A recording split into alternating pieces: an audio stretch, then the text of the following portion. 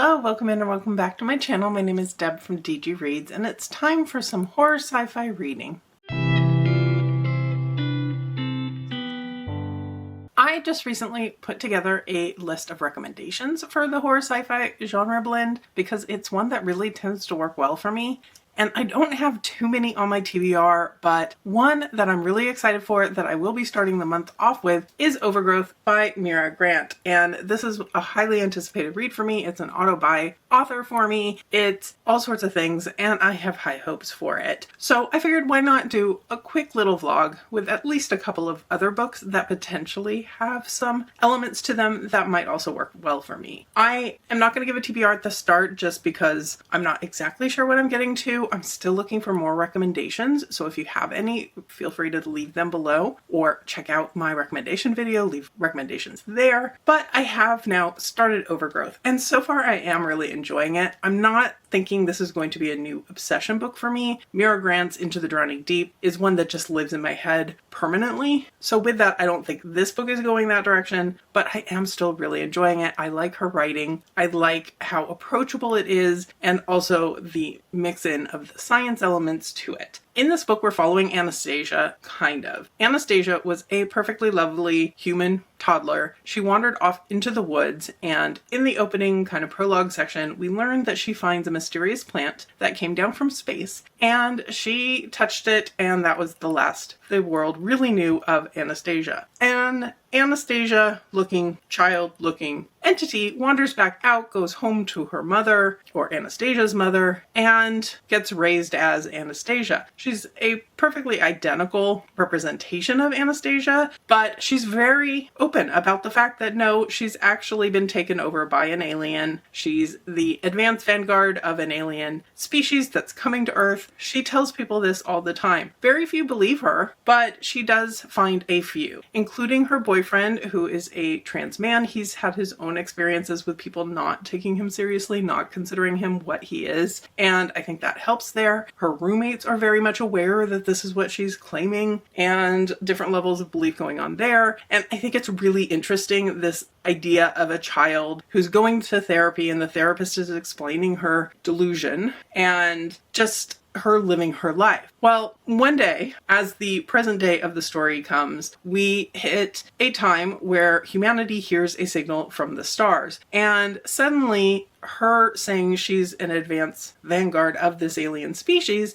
doesn't sound that absurd, because it does appear there is an alien species coming. And I am really intrigued to see what the end goal of this is going to be. I'm now about halfway through. This is the Owl Crate edition. I have the Owl Crate and the Illuma Crate and one sent to me by Tor. I am so curious to see where it goes. The character studies in here are really interesting. I think the author is doing a really good job of showing how different people struggle with her proclaiming this identity differently, and how when suddenly there's actual proof, things change a little bit. And the sci-fi horror element of her starting to kind of realize her connection to these aliens. She's always said, I'm an alien, but she's now having to face what the realities of what that means is, and how does her being alien, where there's potentially a risk to humans that she's been growing up with all this time, how does that impact her? I think there's just so many interesting elements and discussions happening in here. Pace-wise, it's a little on the slow side, but that's okay. I have the audiobook from this also from Macmillan Audio, so I've been kind of switching back and forth between reading a little bit in print, listening to the audio, doing some crochet. I am having a good time with it. I think right now it's on track to be a 4-star, but we'll see by the end. So I will check back in with you later and still be looking for some more sci-fi horror books to add into this vlog, and we'll see how it goes. I have finished up Overgrowth. Now I've got my Illuma Crate edition, which I really, really like as well. I feel like I wanted to love this book more than I did, and I still did really enjoy it. I think it is such an interesting concept. We have these beings that send out seeds to a planet, and they turn into what are essentially appear to be people, and these people are extremely open about the fact they are aliens, and they are the advanced vanguard of a invading alien species. And the idea of this and the way people react to this, both in an accepting way, but are they really believing it or not, versus those who just call you crazy and laugh you off, is definitely an interesting kind of thought experiment in here and how that would work. When we get into actually seeing more of the kind of parent species, for lack of a better term, we get more discussions about the way different planets react and things like that. One thing I do like in here is we get a bit of a countdown. It starts labeling each section as seed, and you get sprout, and you get eventually to a flower, and I like that aspect. Also, the chapters have headings, which I'm not going to be able to find at a moment's notice. Here we go. But it gives a date and also how many days you have left until the invasion. And I do like that about it. I feel like it took a little bit too long to get to the invasion. I wanted to get to that stage maybe a little faster. And I think that was kind of my common complaint throughout this book, is things did feel like it took a little bit of time. It definitely is a slower paced book, so you kind of have to go into it knowing that. And I feel like it could have been tightened up. Even though I did kind of enjoy it, I feel like it could have been a little bit shorter. I think this is one definitely that will have moments that live in my brain, but not to the extent that like Into the Drowning Deep did, where there's just images that are firmly etched in there. I like the characters in here. I like the diversity in here, the kind of otherness of some of the people in the world versus the otherness of the aliens, and also the way the world kind of approaches this, I think is pretty realistic, and the damage they do to themselves, and also the way that they kind of overcome some like divides between countries and things like that, because suddenly it's humans versus something not human. I think there's so many interesting concepts in here. The writing is absolutely fantastic. The characters I think were well done. For me, it was the slowness and the pacing that didn't quite win me over, and that's where it's leaving it at a 3.5 to a 4 for me, I think here. I do wish I had loved it more, but I still really love Mira Grant's writing, and this is someone who will remain a auto-buy author for me. So with that, I will move on to another book. I do have one in mind that I found on a couple of threads of space horror, space thriller type books. So I haven't heard very many people talk about it. I'm going to go ahead and try that out, and assuming it's going decently enough, I will be back with some initial thoughts. I decided to pick up on audio But the Stars by Peter Codron, and this is one that I got recommended just from a random Reddit thread talking about sci-fi horror and space horror. It is a bit more backlist, and it sounded really intriguing to me to pick up, and my library's Hoopla had it, and I am currently about 36% of the way in. It's a little bit early for midway thoughts, but with this book I feel like I want to give thoughts early because it is kind of mind twisty, and I feel like if I get too much further, I'm going to get into spoiler territories in terms of trying to talk about the book. In this book, we are following a cast of characters who are on a ship orbiting a planet. And it seems to be relatively straightforward, except that our main character starts to notice things that don't make sense. The ship's not making the right number of noises. The ship seems more empty. A doctor kind of appears out of nowhere. And all of this makes her wonder how she got there and what's going on. This is the first instance we see, and this is how the author introduces us to the concept, because she is being questioned by people in this setting about what her and her crew have been up to. And that includes running into this alien species that have some telepathy powers of some sort and ability to manipulate people's perceptions of what is around them. And it was a really interesting way to kind of give us that world building element without kind of being able to show it to us, because the characters really have no idea what is real and what is not around them. As the book goes on, we see them on their ship with their crew, and they're beginning to realize this is what's happening. We're kind of witnessing along with them what's giving them signs that things aren't right. We're starting to see the characters maybe have flashes of something being wrong, but also these aliens or whatever's going on is able to kind of reset and wipe everything that they just tried and try again. And maybe their ability to portray a reality that feels real is going to keep getting better, and it's going to be harder for our characters to distinguish what's going on. And how do you fight back against something you don't even know is there, or you don't have the ability to even see it to combat it? So I think this is a really interesting concept so far, and I'm really intrigued to find out where it's going to go. The character development isn't necessarily the best so far. I don't feel like I know all of the various players very well, and partially that could just be because we keep seeing them read redone, kind of, in a way. The relationships between them are being played with a little bit, and so I'm not quite sure who is with who is friendly with who, type of a situation. And I think this one really is going to be plot driven and kind of mind-bending-y driven, if that makes sense. So I am very curious to see where the author's taking it, and I will be back once I have some final thoughts. I finished up But the Stars, and this is a hard one for me to review. I feel like this one kind of dipped in and out in terms of interest level for me. I think the concept remained really, really interesting, and the way it was put to work in the story worked well. I think the characters I never fully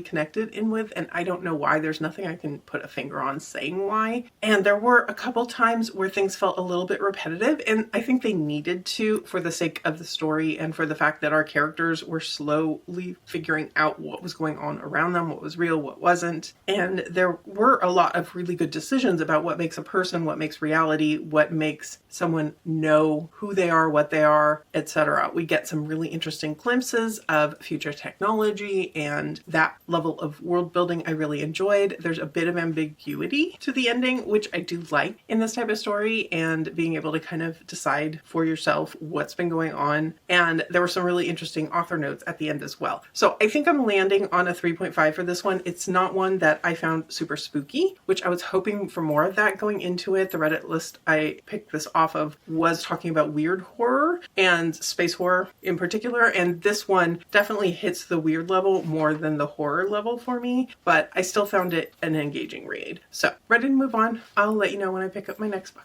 You're going to be hearing some background noise. Kylie is having a moment. I got home from work late tonight because I was doing a watch along as I was working and stayed later than normal.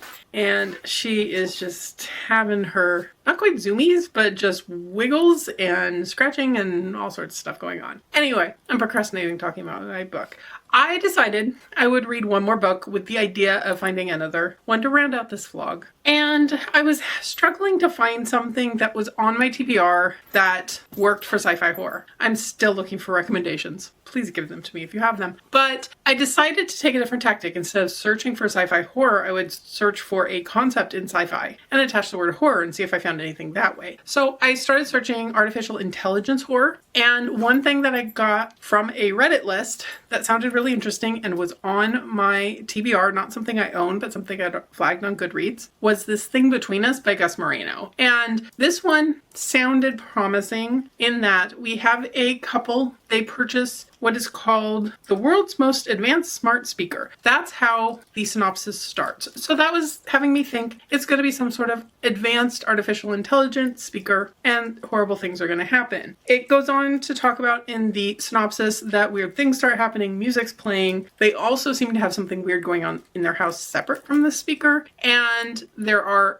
noises in the house, there are cold spots in the house, and the speaker seems to be interacting with something that's not there. Weird packages keep showing up at their door, all these types of things. It then goes also into grief horror. The man's wife dies. That's in the synopsis, and somehow the implication is this is tied to the speaker. Ultimately, the synopsis ends with a bold original horror novel about grief, loneliness, and the oppressive intimacy of technology. Now, all of these things had me thinking technology was going to be a significant part of this, and at the halfway point, it's not super important to the story. I mean, it is. It's there. It is a catalyst for what happens to the wife, and so forth. But I'm hoping maybe the technology issues will come into play more in the second half, potentially. I don't know. The speaker really sounds like She Who Shall Not Be Named Because She Will Talk Back from Amazon. And it has basically those levels of technology, of being able to order things through it, of being able to set alarms and ask the weather and those types of things. I was picturing something a little more advanced than what we currently have on the market. And that's on me for making assumptions. With that, I'm much more interested in the horror aspects of this. Definitely would not call this sci-fi. It's technology mixed in with horror. So I failed on that front. But I am finding it well written. I do think horror tied to grief tends to work for me pretty well, and I am feeling that in here. I think that there is potential for me to enjoy this. So I'm going to keep going with it and see how it goes, not thinking that this vlog really wound up getting me a super great sci-fi horror type of hit, but at least I tried a few things, right? Right. So I'm going to keep going. I will come back once I have some final thoughts for you. Okay, I finished this thing between us. I definitely went in with wrong expectations. I think it was really well done in terms of grief horror, in terms of confusing horror to some extent. I think the processing of loss and all of that played into this one really, really well. The character development was done well, and the confusion is definitely leaving my brain a little bit spinning. Sorry, there's a chaotic puppy at my feet, and she just dropped a toy on my toes. That's fine. Sorry. The idea of this being based in technology in some ways, I think put me in the wrong expectations going in, really is what happened. I think I can't really fault the book for that, but I do fault the synopsis a little bit. The technology is there, but it's more just a thing to allow other things through or in or whatever. So in that sense, I think it oversold the importance of the technology. I think the spookiness here was done well. There were definitely moments of disturbing nature that I enjoyed. Do go into this wary about pet related issues. There's a dog in a horror book, so you know what happens.